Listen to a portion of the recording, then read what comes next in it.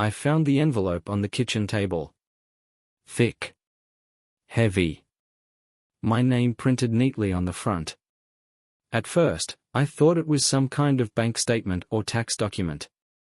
But when I opened it, my hands froze. My stomach twisted into a knot. It was a divorce notice. Petitioner seeks full ownership of shared assets, including the family home and all financial accounts. Spousal support requested. My mouth went dry. My vision blurred. She wasn't just leaving me. She was taking everything. 50 years of marriage. Gone. Just like that. I heard footsteps behind me. Mary, my wife, the woman I had loved for 5 decades, strolled into the kitchen, sipping her morning coffee. She glanced at the papers in my hands but didn't react. No guilt. No shame. Like this was just another Tuesday. I swallowed hard, forcing my voice to stay calm.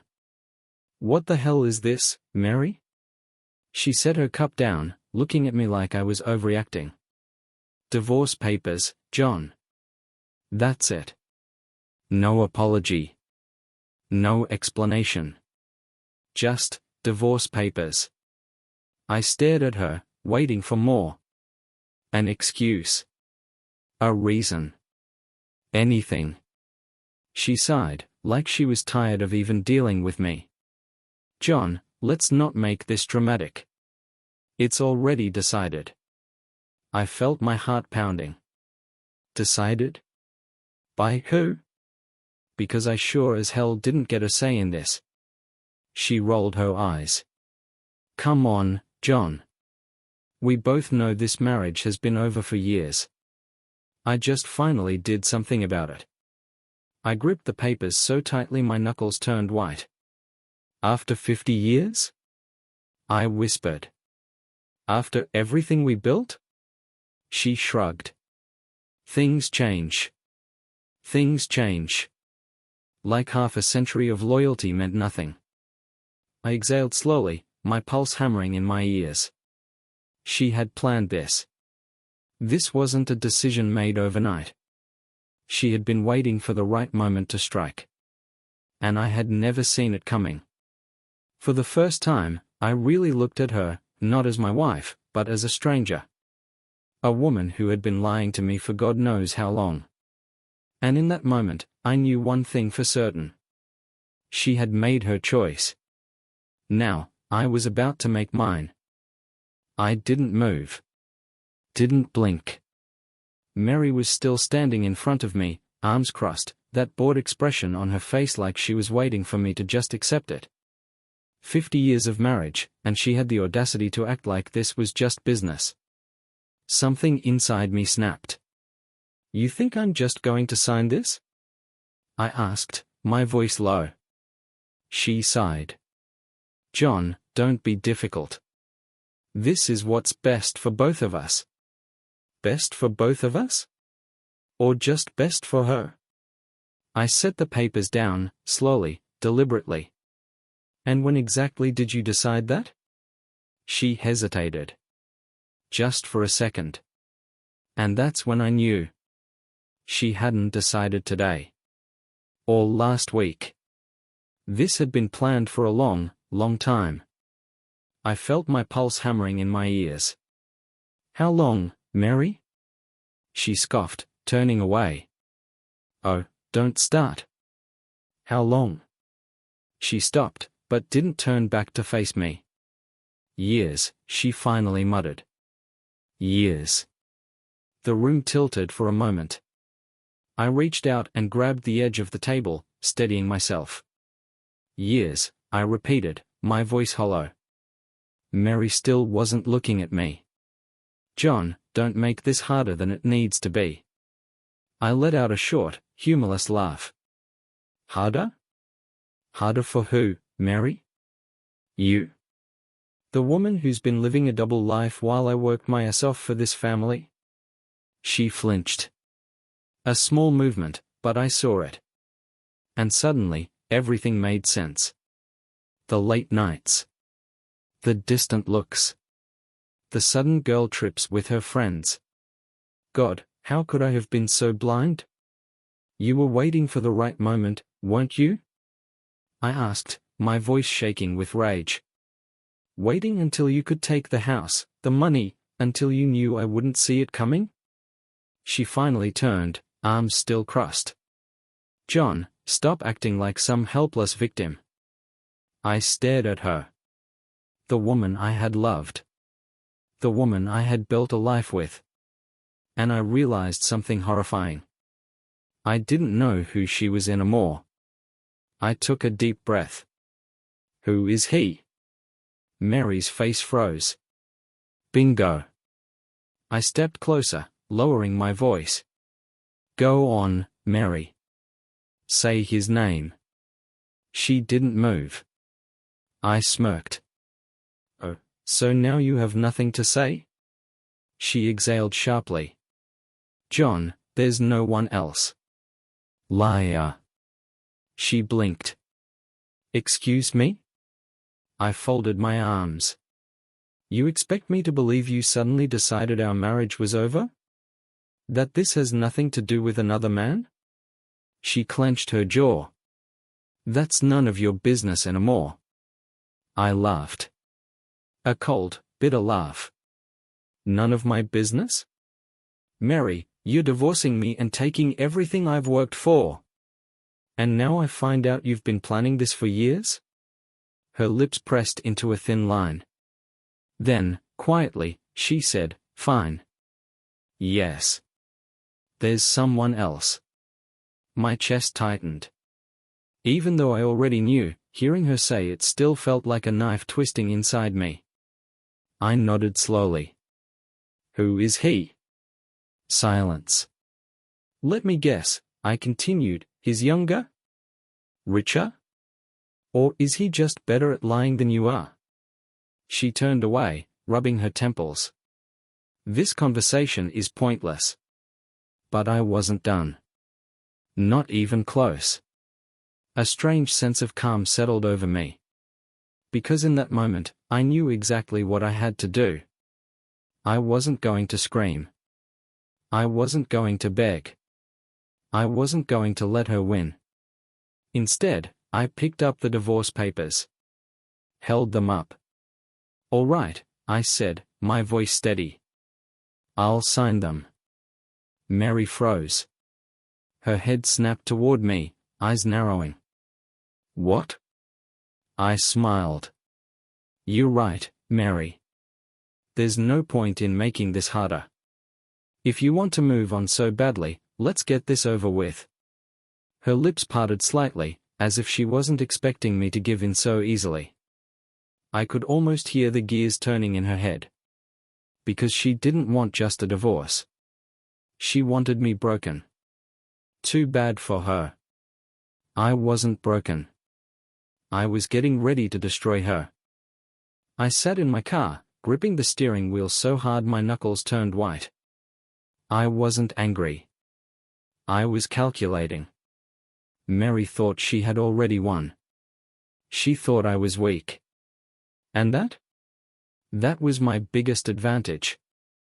I glanced at the divorce papers on the passenger seat. She wanted everything. The house. The money. My retirement savings. She wanted to erase me from my own life. And for what? Some other man? I clenched my jaw, inhaling deeply. Fine. Let her think she's won. Because when I was done, she wouldn't just lose. She'd have nothing left. I wasn't going to play this like a fool. I needed information.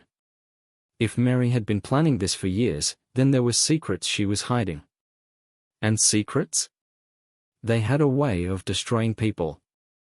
I took out my phone and made a call. Hello? The voice on the other end was groggy, annoyed. James, I said, I need a favor. James was my old friend from college. A divorce attorney. John? What's going on? I exhaled.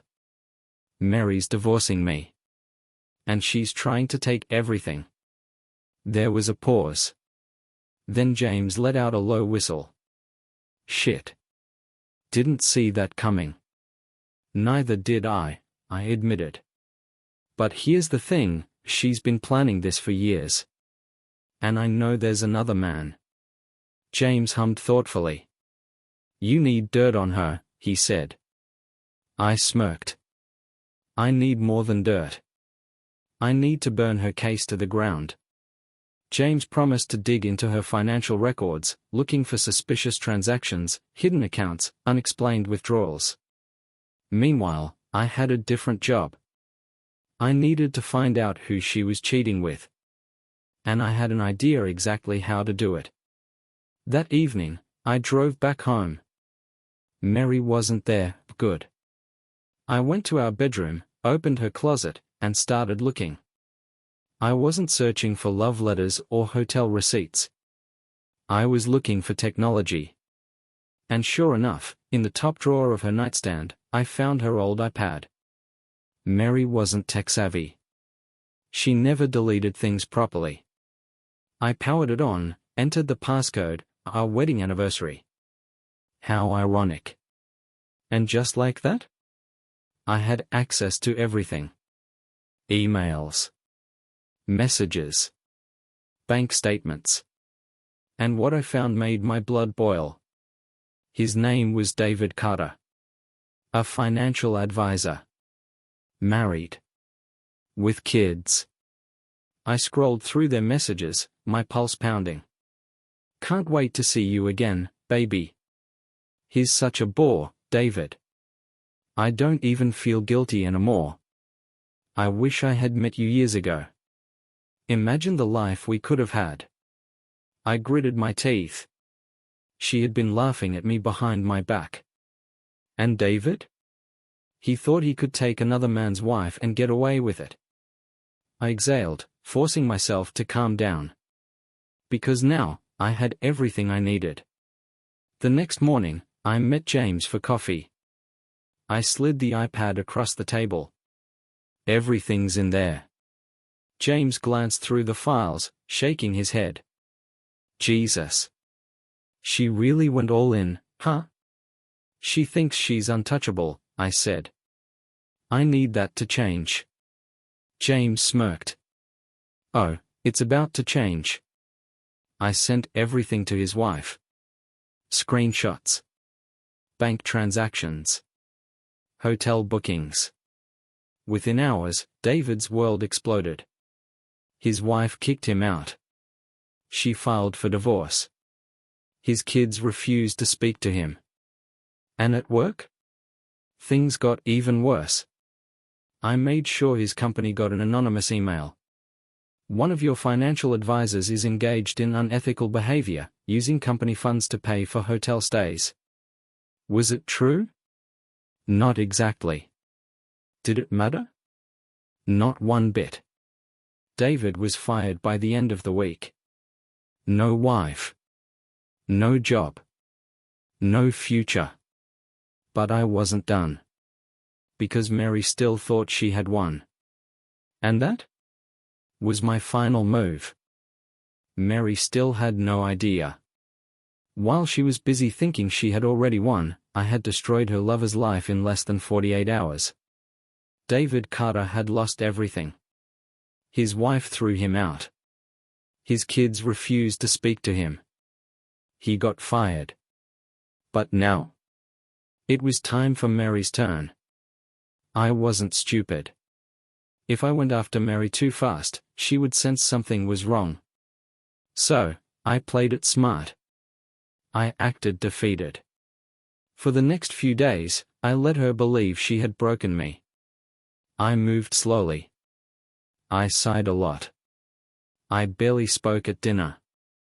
And it worked. Because Mary? She loved feeling powerful. One night, as we sat in the living room, she gave me a pitying look. John, I hope one day you understand this is for the best, she said, sipping her wine. I just nodded, keeping my face blank. Inside? I was laughing. Because while she sat there, thinking she had it all figured out, I was setting up the final trap. Mary thought she was walking away rich. She thought the court would hand her the house, the savings, my pension. Too bad she had no idea what I had been quietly working on. See, while she had been sneaking around, planning her new life, she had also made one critical mistake. She had signed joint tax documents with me for years. And in those documents, there were interesting financial activities. Mary had been taking money from our accounts and moving it into a hidden private account. She thought I never noticed.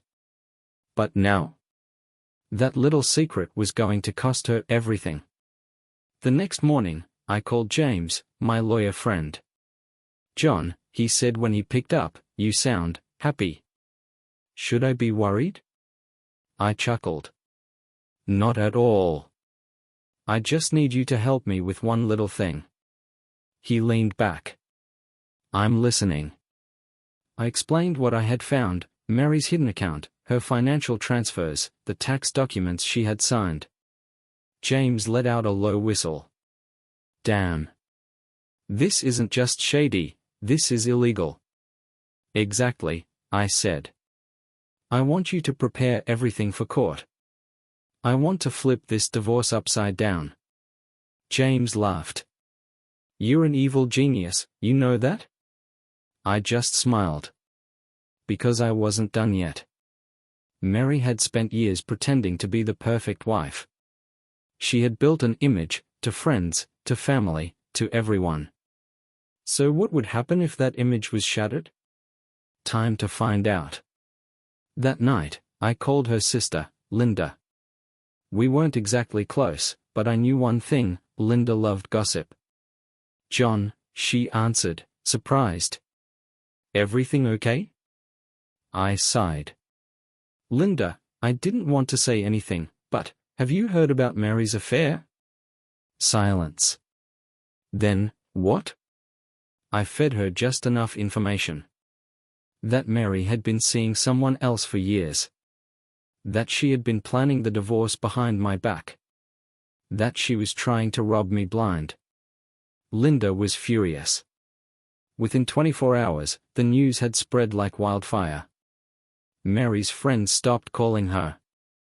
Her social circle turned against her. And Mary? She had no idea why. A week later, it was time for court. Mary walked in, smiling smugly. She thought this was going to be easy. She thought the judge would hand her everything. Then James stood up and dropped the bomb. "Your Honor, we have evidence that Mrs. Carter has been hiding assets and committing financial fraud." Mary's smile vanished. The judge frowned. "What evidence?" James placed the documents on the table. Mary's signed tax returns. Her secret bank account transfers. The judge flipped through them. His expression turned cold. "Mrs. Carter," he said sharply, "do you have anything to say for yourself?" Mary was speechless. I just sat back, watching as her perfect world collapsed. Mary lost everything. The judge ruled that crossmark she would not get the house.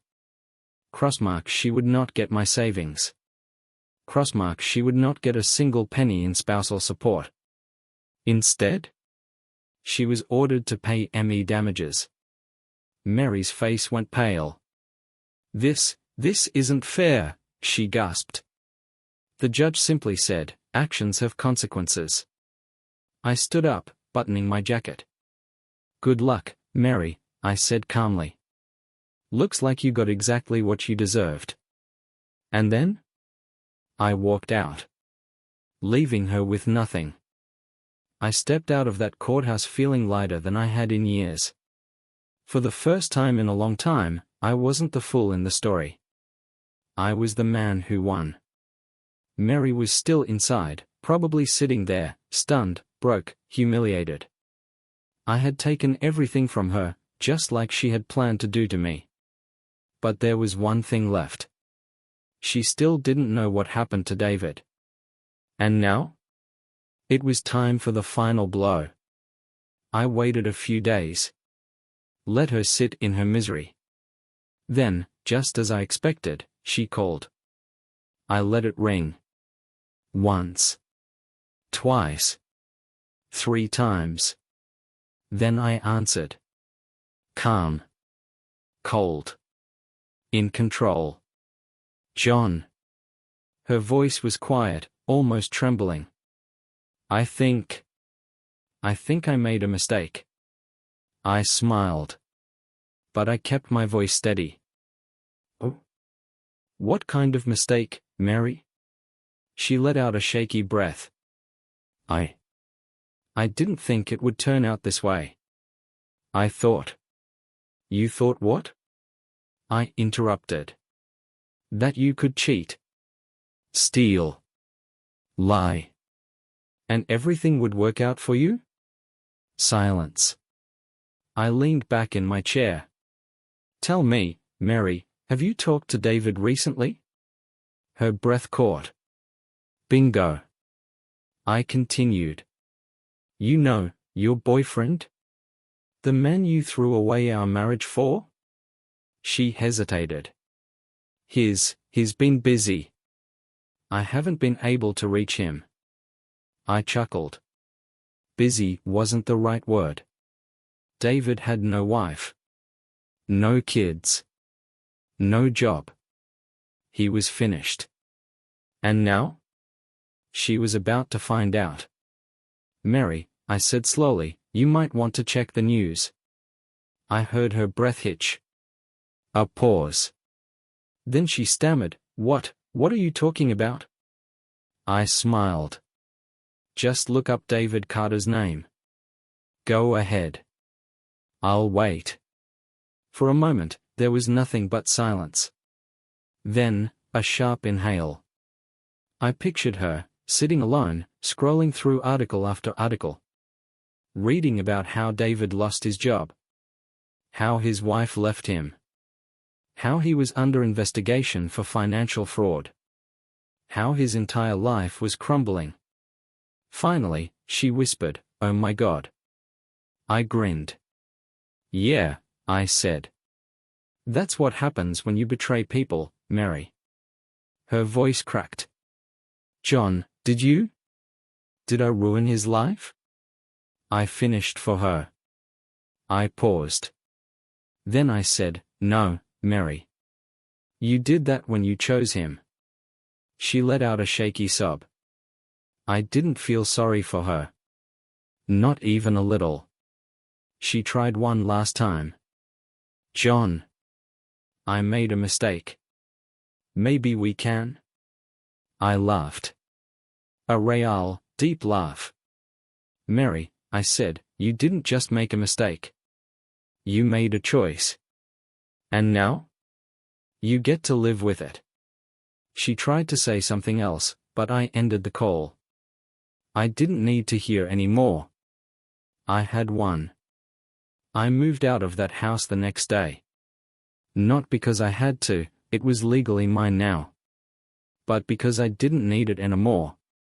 That house held memories of a woman who never truly loved me. I wasn't going to live in a shrine to my past. So I packed my things. Got in my car. And drove away without looking back. For the first time in 50 years. I was free. And it felt damn good. I could have left it there. Mary was broken. Humiliated. Alone. But something inside me wouldn't let go. It wasn't enough. She had spent years planning my destruction. She had laughed at me. Mocked me. Stolen from me. Did she really think she could just walk away and rebuild her life? Not a chance. So I decided to do one last thing. Not just to destroy her financially. Not just to ruin her reputation. I wanted her to feel exactly what I felt. Betrayed. Hopeless. Crushed. I wanted her to look in the mirror and see nothing but regret. So I set my final trap. Mary still had one thing left. Her pride. She wanted people to believe she was still the perfect, elegant woman. The divorce? Just a little misstep. She would reinvent herself. Find another rich man. Start over. I wasn't going to let that happen. Mary's entire friend group was built on appearances. She had always been the queen bee of her circle, always acting superior, always making me feel like I was lucky to have her. So I did what any man in my position would do. I took away her kingdom. I made a few calls. To our old friends. To the people we had spent decades around. And I let the truth spill. I told them about the affair. The years of lies. The secret bank accounts. I even emailed them screenshots. It took less than a week for Mary to become an outcast. Invites stopped. Calls went unanswered. She was socially dead. And the best part? She had no idea it was me. Mary wasn't stupid. She had lost everything in court, but I knew she would find a way to bounce back. She would go after another rich man. She would find some widower, some lonely fool, and sink her claws in. I wasn't going to let that happen. So I went after her reputation. I created a fake business profile. A successful, wealthy entrepreneur looking for an assistant. Then, using a fake email, I reached out to her. I told her I had heard about her skills and wanted to offer her a position. I played the role perfectly. Friendly. Enthusiastic. Offering ridiculous money. And, of course, she took the bait. She responded immediately, acting all professional. Like she wasn't a lying, cheating, gold-digging snake. She agreed to meet me for an interview at a high-end restaurant. And that's where I planned my final move. She arrived early. Dressed in an elegant black dress, makeup flawless, like she was still the perfect woman. She didn't see me at first. I sat in the corner, watching. Watching as she smiled at the waiter. Watching as she checked her reflection in a compact mirror. Watching as she thought she was about to start a brand new life. Then I walked over. Her face froze. "John," she whispered. I sat down across from her, grinning. "Hey, Mary. Glad you could make it." She looked around, eyes darting toward the door, probably wondering if she should run. But I wasn't going to let her. I leaned forward, lowering my voice. "Did you really think it would be that easy?" She swallowed hard. I don't understand." I pulled out my phone and placed it on the table. One tap. And all the messages we had exchanged under my fake profile popped up. Her flirting. Her eagerness to meet this wealthy businessman. Her pathetic attempt at rebuilding her life by conning another man. Her face drained of color. She opened her mouth to speak, but nothing came out. People around us started to notice. Good. I leaned back, smirking. "You're not starting over, Mary," I said softly. "You finished." She stood up abruptly, knocking over her water glass. Gasps from the nearby tables. Eyes turning toward us. She grabbed her purse, stumbled away, face burning with shame. And I just watched her go. Knowing she would never recover from this. I never heard from her again. Not a call. Not a message. Nothing. The last thing I did was check her social media. Deactivated. She was gone. Erased from the life she had once ruled. And me? I took a deep breath, feeling something I hadn't felt in a long time. Peace. Because now, after everything she had done, after all the pain she had caused, she was nothing. And I had won. I should have felt satisfied. Mary was ruined. Her reputation was in the gutter. She had no friends, no money, no future. And yet, something still didn't sit right with me. It wasn't enough. Because Mary hadn't just betrayed me. She had mocked me. Used me. Played me like a fool. And that? That needed to be corrected. So, I decided to make sure she never forgot me. Ever. A few weeks after our final meeting, I sent Mary a gift. A simple black box, tied with a silver ribbon. No return address. Just her name, written in my handwriting. I imagined her opening it. Her hands trembling. Her mind racing. Inside, she would find two things. A printed copy of her old love messages with David. And a mirror. A small, elegant mirror, with a note attached. Take a good look, Mary. This is all you have left. I never heard back from her. But I like to think about how she reacted. Maybe she cried. Maybe she screamed. Maybe she threw the mirror against the wall and shattered it into a million pieces. Didn't matter. Because the truth was already inside her. She was nothing. And I made sure she knew it. A month passed. Then, out of nowhere, I got a phone call. An unknown number. I hesitated. Then answered. John? A nervous voice. A woman's voice. For a second, my heart stopped. Mary? No. It was someone else. This is Susan Carter, she said. David's wife. I frowned. Susan? She sighed. I know what you did. And I need to talk. My grip tightened around the phone. About what? She hesitated. About Mary. We met at a small cafe. Susan looked tired. Drained. Like she had been carrying a burden for far too long. The moment she sat down, she leaned forward. John, she said, I need to tell you something about your wife. I just nodded. Mary and David, they didn't meet a few years ago. My stomach twisted.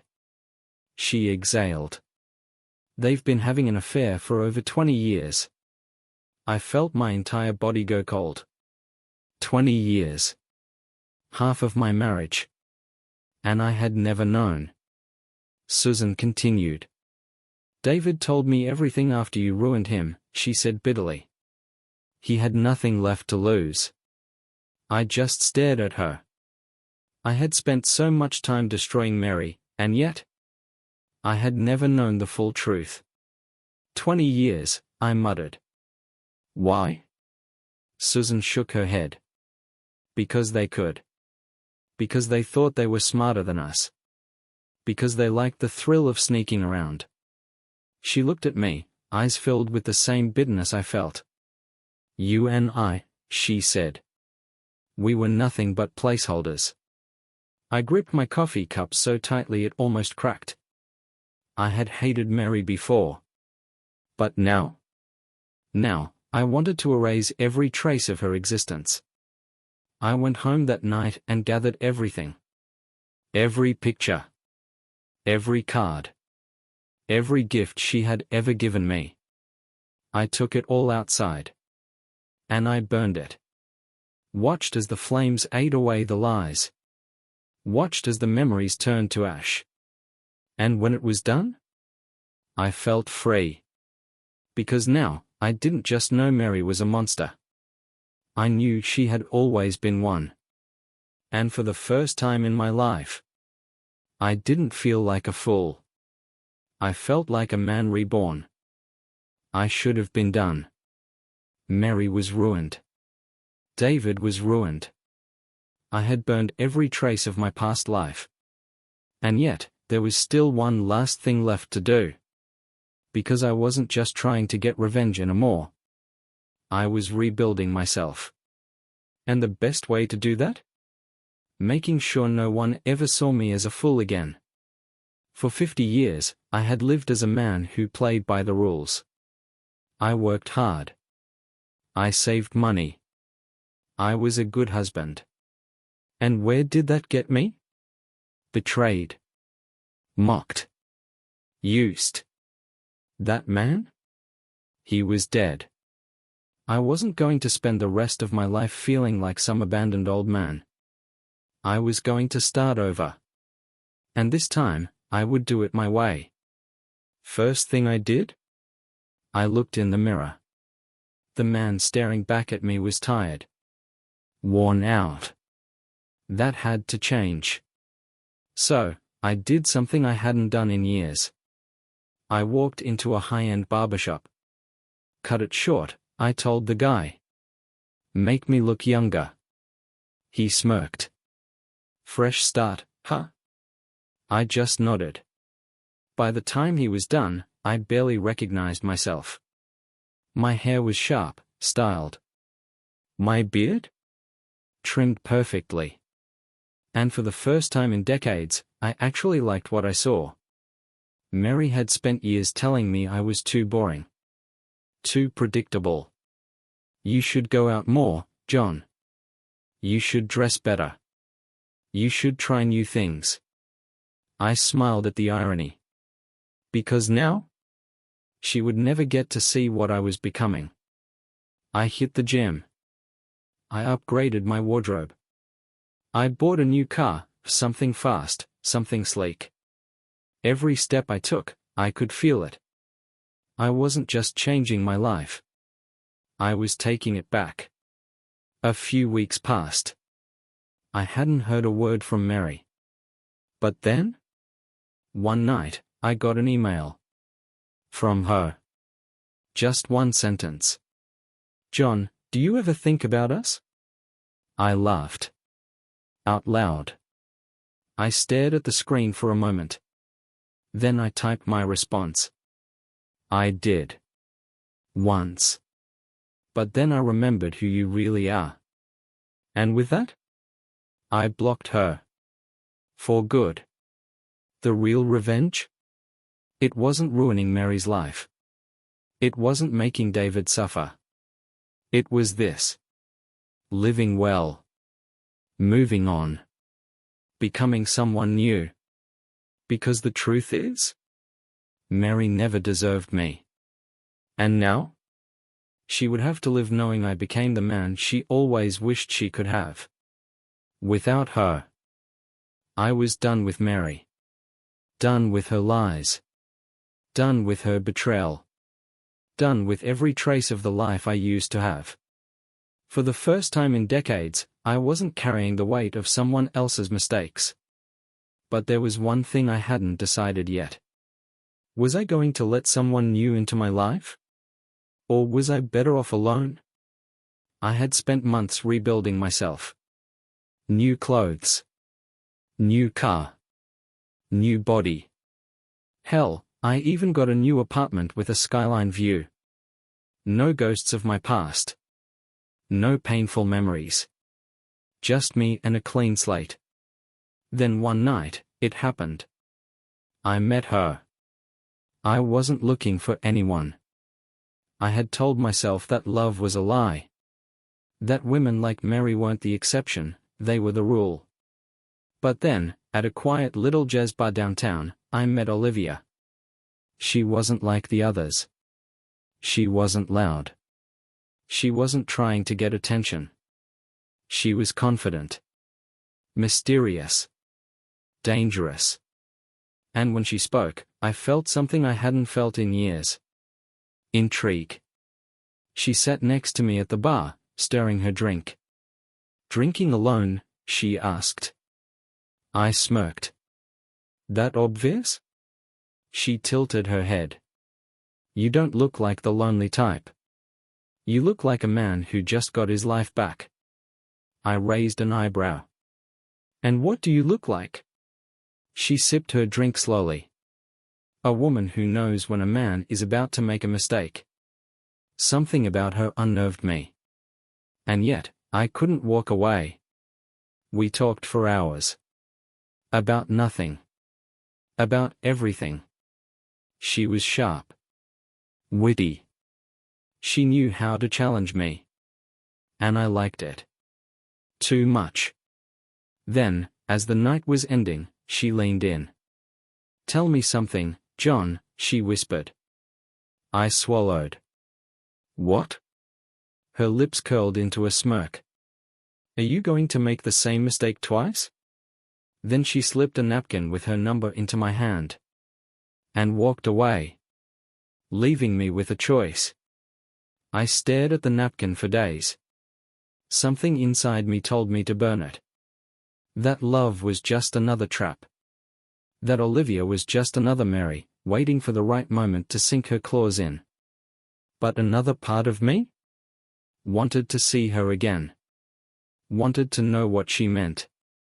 So I did the one thing I swore I'd never do again. I called her. And that? That was the beginning of something I never expected. I wasn't sure why I called her. Maybe it was curiosity. Maybe it was loneliness. Maybe it was something else, something darker. Either way, when Olivia picked up, I knew this wasn't going to be just another date. This was something different. Something dangerous. We met at a rooftop bar downtown. The city lights stretched out below us, music hummed in the background. Olivia was already there, sitting at the bar, her legs crossed, a glass of whiskey in her hand. She saw me before I even spoke. "You came," she said with a small smirk. I slid onto the stool beside her. "You sound surprised." She tilted her head, studying me. "I wasn't sure," she admitted. "Men like you, they either run from the past or drown in it." I took a sip of my drink. "And which one do you think I am?" She gave me a slow, knowing smile. "I think you haven't decided yet." She wasn't wrong. For the first time in years, I was on edge. Not in a bad way. It was like facing an opponent who knew how to play the game. We talked. We laughed. But under it all, there was this tension. Like we were both waiting for the other to slip up. Then she leaned in, voice dropping to a whisper. "Tell me, John, have you figured out what kind of mistake I am yet?" I smirked. "Not yet," I said. "But I plan to find out." The next morning, I did what I always did when something didn't sit right. I investigated. I wasn't the same fool who had blindly trusted Mary for 50 years. I had learned my lesson. So I did some digging. And what I found blew my mind. Olivia wasn't just some mysterious woman in a bar. She was someone's ex-wife. Someone who had been in my exact situation. Her husband had cheated. Lied. Betrayed her. And she had destroyed him for it. Sound familiar? It should. Because it was exactly what I had done to Mary. That night, I met her again. Same bar. Same knowing smirk on her face. "Something on your mind?" she asked, swelling her drink. I leaned forward. "I looked you up," I admitted. She didn't flinch. "Good," she said. "Did you like what you found?" I stuttered her. "You tore your ex-husband apart." She took a slow sip of her whiskey. "And you didn't?" She had me there. I exhaled. "So what now?" Olivia smirked. "Now," she said, "we see if two people who've burned their pasts can build something new, or if we just burn each other." I wasn't sure which way this was going to go. But one thing was certain, I wasn't walking away. Not this time.